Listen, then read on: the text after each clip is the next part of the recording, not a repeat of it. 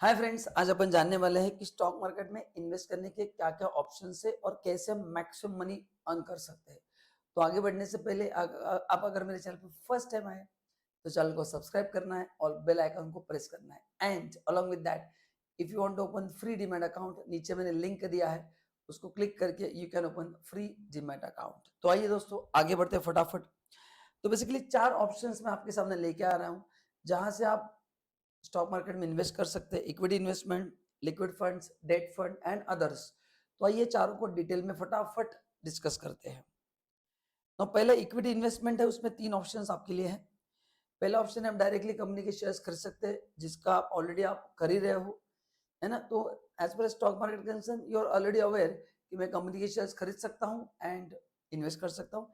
Second, mutual fund, ये भी काफी फेमस चीज है, जहाँ पे जिन लोगों को शेयर मार्केट में डायरेक्ट इन्वेस्ट नहीं करना है, उनको इतना नॉलेज नहीं है, रिस्क बहुत ज्यादा लगता है और रिस्क तो है, so they can go for the mutual fund, जहाँ पे आपको किसी म्यूचुअल फंड कंपनी को पैसा देना है। They'll collect fund from everyone and they'll put your money in different stock. यहाँ पे आपका रिस्क अच्छे से डिवाइड हो जाता है, उसको बोलते हैं म्यूचुअल फंड। उसको क्या बोलते हैं हम? म्यूचुअल फंड, जहाँ पे आपका रिस्क अच्छे से क्या होता है, डिवाइड हो जाता है। तो वो है म्यूचुअल फंड। तीसरा ऑप्शन है पीएमएस, जिनके पास अमाउंट अच्छा खासा है, लगभग 25, 30 या 50 लाख से ज्यादा है। अगर आप एट ए टाइम इतना इन्वेस्ट करने को रेडी हो, तो उसको बोलते हैं पोर्टफोलियो मैनेजमेंट सर्विसेज। आपका पूरा पोर्टफोलियो डेडिकेटेड आपको सपोर्ट दिया जाएगा। अभी कैसा होता है, आप रैंडमली शेयर्स खरीद रहे हैं, म्यूचुअल फंड खरीद रहे हैं, है ना? But in portfolio management service आपको प्रॉपर एक पोर्टफोलियो बना के कहाँ पे इन्वेस्ट करना है, आपकी फाइनेंशियल नीड्स 1 to 1 जान के आपका पोर्टफोलियो डिजाइन किया जाता है। So in PMS you get more personalised services as compared to equity and stock mutual fund. Invest equity में होता है, बट द इन्वेस्ट करने का तरीका अलग है। You get more personalised service, returns अच्छे मिलने के चांसेस बहुत ज्यादा है, बिकॉज आपके नीड के हिसाब से सजेशन दिए जाते हैं, है ना? जैसे एक 100 बच्चों के क्लास में क्लास लगाना है, पर्सनल ट्यूटर लगाना जो घर पे आके आपको सिखाएगा, 1 to 1 कोचिंग होगा, बस दैट इज द डिफरेंस। बाकी सब कुछ सेम ही है। Here you get better advisory, but इनके चार्जेस भी संभल के आपको इन्वेस्ट करना है।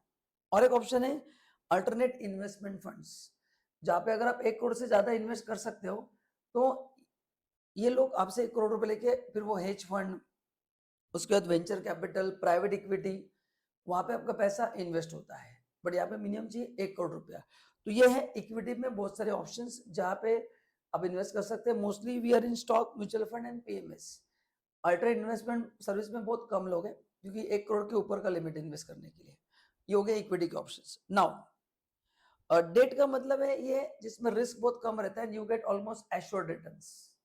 जैसे आप बैंक में एफडी करते हैं ना, वैसे कॉर्पोरेट्स लोग जो होते हैं वो बॉन्ड्स वगैरह इशू करते हैं, बॉन्ड्स, डिबेंचर, है ना, फिक्स डिपॉजिट, इसको बोलते हैं डेट इंस्ट्रूमेंट, जहाँ पे रिस्क कम रहेगा, रिटर्न भी एफडी से थोड़े बहुत ज्यादा रहते हैं, है ना, थोड़े बहुत ज्यादा। तो उसको बोलते हैं डेट फंड। तो जिनको सिक्योर रिटर्न चाहिए उनके लिए डेट फंड है। बट आई ऑलवेज सजेस्ट कि आपका इक्विटी रेट का राइट कॉम्बिनेशन होना जरूरी है। पूरा पैसा इक्विटी डालना टू मच रिस्की, पूरा डेट में डालना रिस्क कम है, रिटर्न्स भी कम हो जाएंगे, आपका रिटायरमेंट प्लानिंग का गोल अचीव नहीं होगा। तो हर एक चीज का कॉम्बिनेशन होना चाहिए। तो पहला है बॉन्ड, बेसिकली गवर्नमेंट इशू करता है, इवन प्राइवेट कंपनी भी इशू करता है, जहाँ पे आपको गारंटेड रिटर्न्स मिलते हैं, 7, 8, 9% जो भी रिटर्न्स है वो परफेक्ट मिलते हैं। एंड गवर्नमेंट इसको इशू करती है टू रेज मनी। सो जैसे कंपनी को पैसे की जरूरत पड़ती है, even government needs money for infrastructure purpose, तो गवर्नमेंट बॉन्ड इशू करके पैसा रेज करती है। ठीक है, तो सेम ही है। तो ये कॉर्पोरेट बॉन्ड भी होते हैं एंड गवर्नमेंट के भी होते हैं। सेकंड डिबेंचर से, ये सिमिलर टू बॉन्ड्स है, करेक्ट ना? बट कुछ डिबेंचर अनसिक्योर्ड होते हैं, बॉन्ड्स वगैरह सिक्योर्ड होते हैं, कुछ डिबेंचर अनसिक्योर्ड भी होते हैं। एंड इसको इशू करने के लिए जो कंपनी है उसका क्रेडिट वर्दीनेस चेक किया जाता है, एंड अकॉर्डिंगली हम इन्वेस्ट करते हैं, because you will be giving money to corporates. Bond secured होते हैं, डिबेंचर माइट बी अनसिक्योर्ड। तो ये भी एक तरीका है टू रेज कैपिटल। दोनों का पर्पस है कि ये रेज कैपिटल है, बट डिबेंचर इशू करना कंपनी के रेपुटेशन के ऊपर है। तो रेपुटेशन अगर अच्छा नहीं रहेगा तो डिबेंचर के थ्रू पैसा रेज करना मुश्किल हो जाता है। तो ये है डिबेंचर। तीसरा है फिक्स डिपॉजिट, ये तो आपको पता है, जैसे बैंक में आप एफडी करते हैं, यहाँ पे भी आप बैंक ये पैसा आप कॉर्पोरेट को दे सकते हैं, and as compare to saving आपको तो रिटर्न ज्यादा मिलता है। बट तीनों का रिटर्न 6 to 9% के बीच में होता है, उससे ज्यादा नहीं होता है। तो ये सेकंड तरीका है डेट। तीसरा है लिक्विड फंड्स।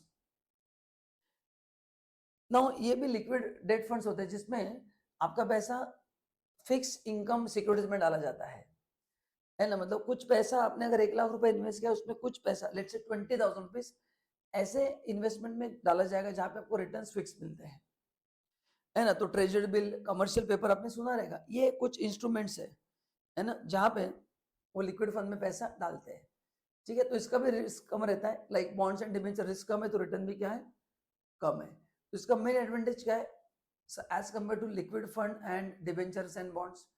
डिबेंचर बॉन्ड्स में जो लिक्विडिटी वो एक पीरियड के बाद होती है, यहाँ पे आप कभी भी पैसा विड्रॉ कर सकते हैं। सो बॉन्ड्स का एक पीरियड रहता है 5 साल 10 साल, डिबेंचर का पीरियड रहता है। लिक्विड फंड का मतलब ये है कि आपको अगर आज पैसा चाहिए तो आज आप पैसा विड्रॉ कर सकते हैं, तो उसमें कैपिटल का भी सेफ्टी रहता है, रिटर्न्स कंपेरेटिवली कम रहते हैं क्योंकि you can withdraw money any point of time, ये कंपनी को डर रहता है।